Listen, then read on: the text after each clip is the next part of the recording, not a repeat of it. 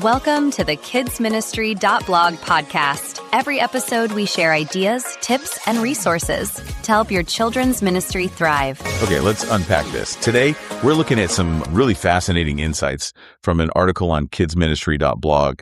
Our mission here is really to explore how you keep volunteers truly engaged, not just, on Sundays, but all week long.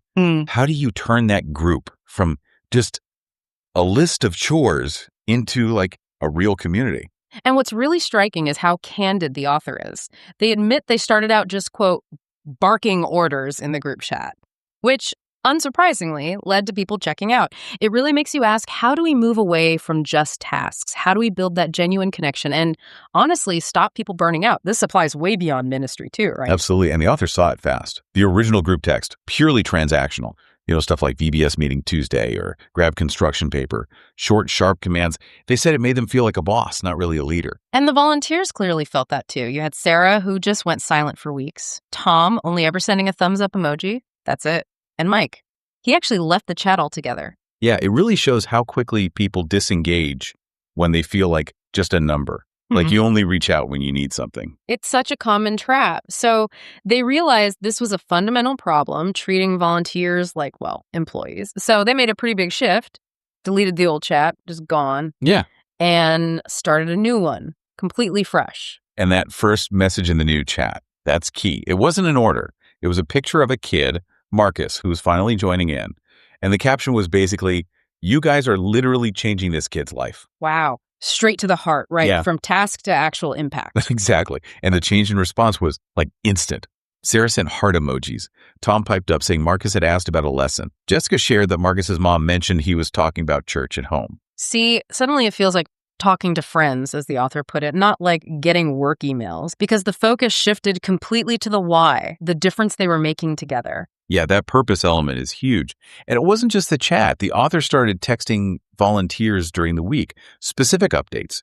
Things like, hey, saw Emma using patience like we talked about, or heard Tyler singing that worship song. That's brilliant. It's creating that feedback loop. It shows their Sunday work actually matters the rest of the week. It validates their effort. Sarah even mentioned those texts got her through a really terrible job because it connected what she did on Sunday to something meaningful happening Monday through Friday.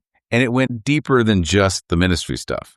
The authors started asking about their lives, genuinely caring, not just, praying about church things, but asking about Tom's stress at work or Sarah's mom being sick, Jessica's teenager struggling. That's building real relationship, moving beyond the role to the person. It led to actual mutual prayer, real connection. Apparently, it helped one volunteer who was close to quitting decide to stay because they felt personally supported. It's about seeing the whole person, isn't it? Not just the volunteer slot they fill. Totally. And to keep it going, they mixed in simple non-work check-ins. Just a, how's your week going? Text. Or celebrating small personal wins. Tom apparently said nobody from church had ever remembered stuff about his family before. It made him feel like he actually mattered. Such a small thing, but huge impact. They also sent midweek encouragement, especially like on those tough Wednesdays, hump day texts. Halfway through, those kids are so lucky to have you. Simple stuff. Jessica apparently saved those texts to read when work got tough. That's fantastic. And celebrating milestones too, not just birthdays. Promotions, kids making honor roll, anniversaries, little wins, big wins. When Tom got a new job, the whole group celebrated. That builds such a strong sense of community, deeper than just the tasks. Yeah, it really deepens the bond. And they also fostered that sense of purpose by sharing the wider impact, telling volunteers, hey, Emma's mom started praying because of what you guys do, or Tyler's principal asked what's going on at church. He's changed so much. Makes them feel part of a bigger story, right? An ongoing story, as the author put it. They also highlighted volunteers publicly. Facebook posts about Sarah's creativity, featuring Tom in a newsletter, and sharing useful resources like articles or craft ideas made them feel equipped. Jessica even started sharing things she found. So when you boil it all down, what really works? It seems to be making volunteers feel like they're part of something meaningful, a story. Knowing their work actually makes a difference. Being seen as a whole person. Yeah, that personal care, the encouragement, seeing the impact beyond Sunday, feeling supported, that's the stuff. And what doesn't work is pretty clear too. Oh, yeah. Only calling when you need something, treating people like employees, only talking business, just assuming they feel appreciated, focusing only on problems, ignoring their actual lives, that just kills engagement. So What's the takeaway here for you listening? This deep dive into the kids ministry. Blog article really hammers it home.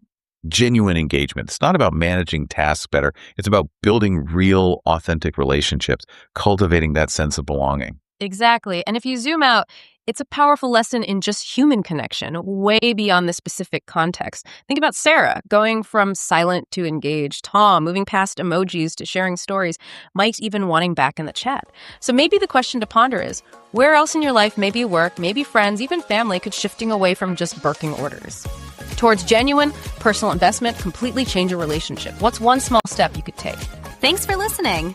To find more ideas, tips, and resources, go to kidsministry.blog. We'll see you next time.